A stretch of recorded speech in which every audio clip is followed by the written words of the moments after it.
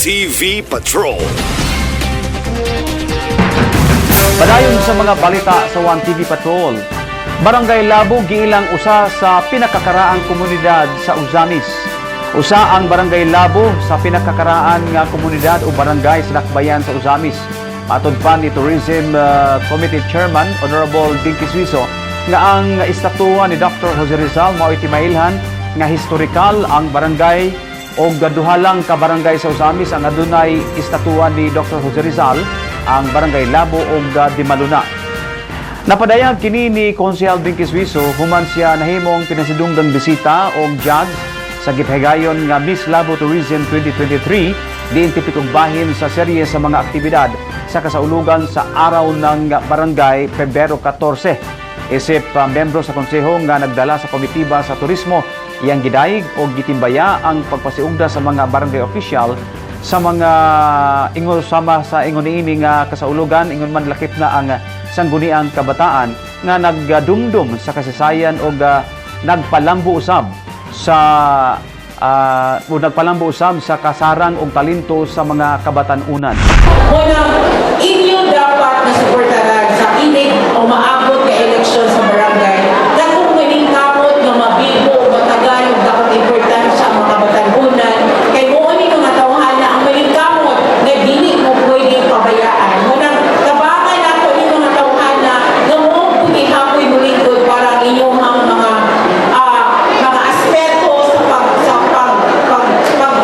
alam mo sa taksa-taksa na to kailangan matagal dako kay prioridad ng patagal. Walang gikan sa atong Governor Henry Waminal, sa atong Congressman Ando Waminal, sa ato ang Mayor Andy Waminal Dawata, ang among dako kaayo pagmaya sa inyong pagsaulog sa araw ng Labo. Kining araw ng Labo happens to be one of the most pinakabigo sa una pa bata ako magbalik-balik ng Labo kay bigo kaayo.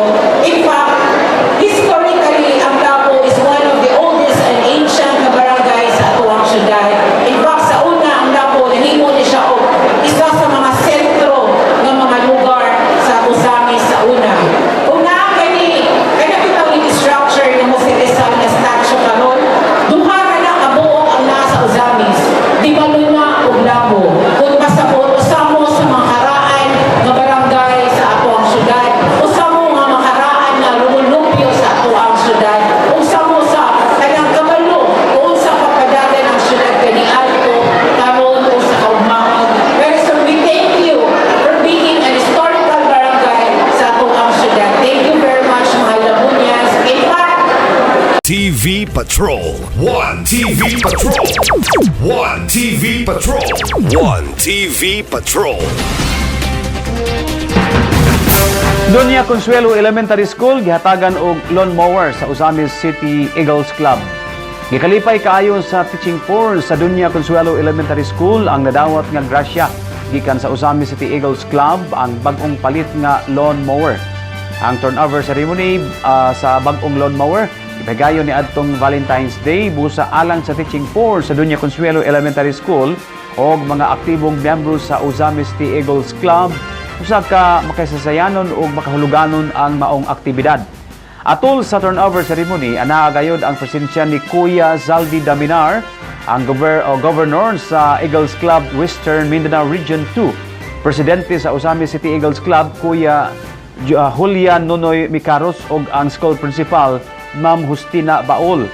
Ang nasangpit nga butang, gipasalamatan kaayo ni Ma'am Justina Baol, matud pa niya nga ang bag-ong lawnmower nga gihatag sa Uzamis City Eagles Club dugang kining unit alang sa maintenance sa tunghaan.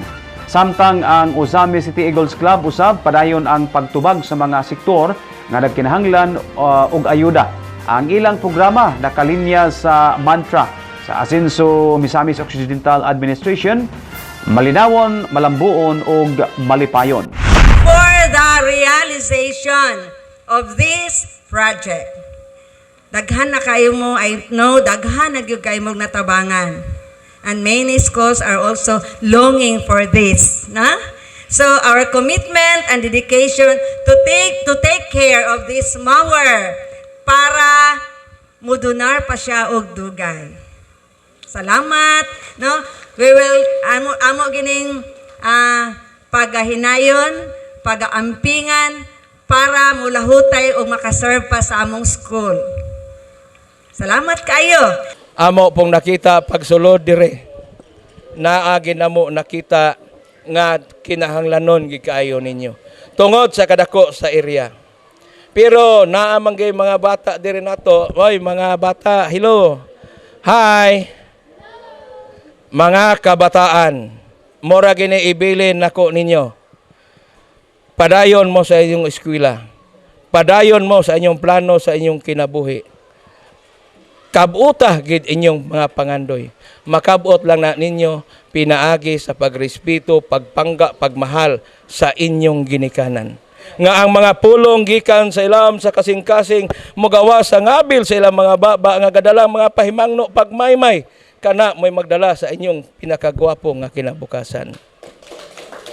Mao na mga kabataan, atong respetuhan panggaon po usab ang Ginoo nga gahatag sa atong kinabuhi, gahatag sa atong Pinoyanan. Mga kabataan, kamo ang pag-asa sa atong katilingban. Kay kamo ang sumusunod namong mga idaran. Correct, dili?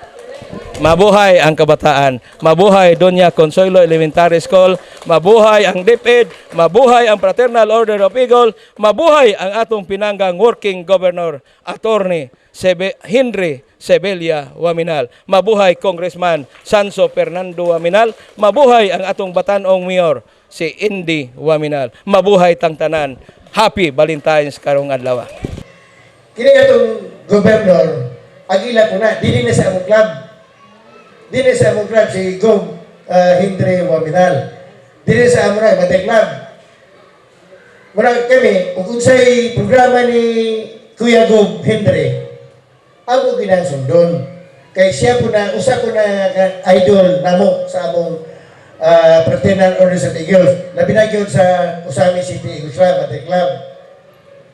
Murag amo na siya membro. TV Patrol. One TV Patrol. One TV Patrol. One TV Patrol. Mayor Indy Waminal gibisita sa mga kadagkuan sa PhilHealth Region 10.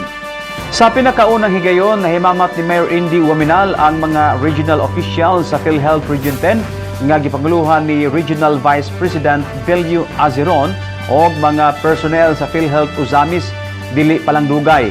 Sa official Facebook page ni Mayor Indy nga mabungahon kaayo ang nasangpit nga panagtagbo gumikan kay nahisgutan didto ang mga aksyon aron mas mulambo pa ang panglawas nga o programa sa mayong panglawas nga mausay pinakatumong sa iyang administrasyon. Giisip sa PhilHealth nga partner gayud ang mga local government unit sa ilang operasyon gumikan kay mao kini ang nasayod sa kahimtang sa gialagarang katawhan. Dugang sa post ni Mayor Indy nga malipayon niyang gipahibalo nga nabayaran na sa City Hall ang obligasyon sa free hospitalization sa katapusang bahin niadtong 2022 o sa Enero 2023 nga may kantidad og 17.5 milyones pesos. Apil na ang free funeral assistance nga may kantidad og 1.8 milyones pesos. One TV Patrol. Deputy Speaker Diagnostic and Medical Center Building dinigurahan. Ani ang detalye ni Janet Tony.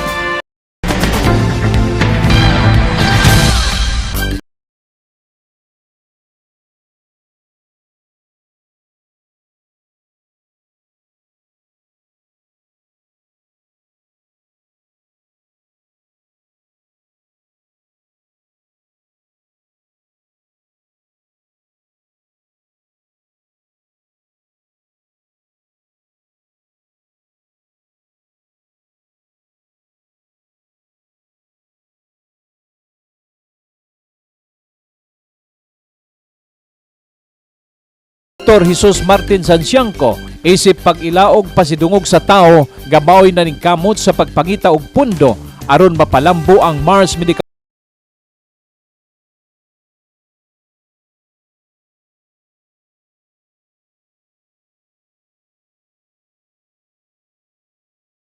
Henry Waminal Sr. nga paabton pa kini og 1,500 bed capacity o gusto pagayod sa gobernador nga pataura na og MRI nga bikantidad og 100 million pesos aron hingpit nang makumpleto ang laboratory equipments sa Mars Medical Center. Kini nga intensyon ipadangat ni Governor Henry S. Waminal Sr. ni Congressman Ando Waminal aron kini mapangitaan og gahing pundo. Alang sa 1 TV Patrol, Johnny Tome reporting. Police report. Police report. Sa Police Report, Ang police report hatod kaninyo ni Board Member Nemesio Imi Lahi-Lahi, Board Member, 2nd District, Misamis Occidental, Chairman sa Committee on Peace and Order sa Sangguniang Panlalawigan. Police report. Police report. sa Police Report, anong detalye ni Johnny Tome.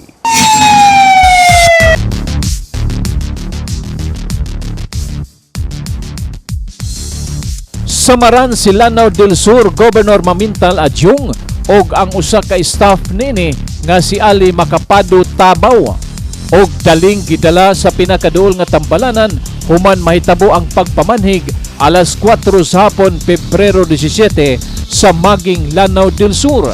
Apan patay diha-diha ang upat ka mga security personnel nga sakay sa convoy sa gobernador nga nailang sila si Juray Adjung, Aga Sumandan, Halil Kusain o ang driver nga si Kobe. Sumala sa pasyonang impormasyon sa kalilangan pulis nga dagdagan ang konboy ni Gobernador Mamintal Adjung padulong sa Wao, Lanao del Sur. Apan pagdangat sa usa ka dapit sa Maging, kalit gipaarakan sa wala mailang grupo ang konboy sa gobernador. Blanco pa ang kapulisan sa motibo sa hitabo o gibugna gilayon ang task force alang sa lalum nga investigasyon. Alang sa Police Report, Johnny Tome reporting. Ang Police Report hatod kaninyo ni Board Member Nemesio Imi Lahi-Lahi, Board Member, 2nd District, Misamis Occidental, Chairman sa Committee on Peace and Order sa Sangguniang Panlalawigan. 1TV Patrol.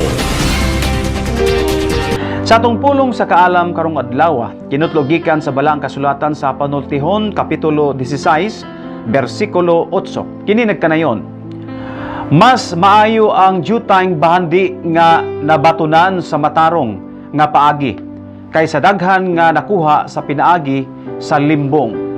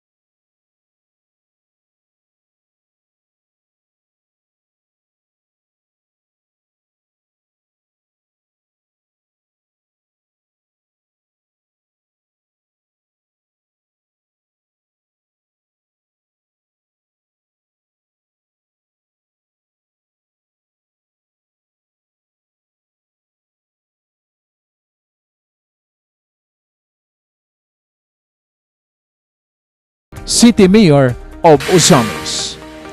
Mao kadto ang kinitibuk-ang hanay sa atong mga balita sa 1TV Patrol sa ngalan sa kinitibuk-ang puwersa. Sa 1TV News Channel pinanguluhan sa atong Program Director o Proprietor Mr. Janet Tommy, Traffic Director Ms. Chari Tommy, News Video Editor Riza Junsay, Graphic Artist Mike Recaburda, Teleprompter Operator Cameraman Mike Tuba, News Vlogger Partner Widowing Calyura sa Mindanao Pulse Forum o kining inyong ubos nga higala Adoni Dicena. Kaming tanan mingon kaninyo. Tamis tagamtamon ang kalampusan kun walay gilutigan. Daghang salamat.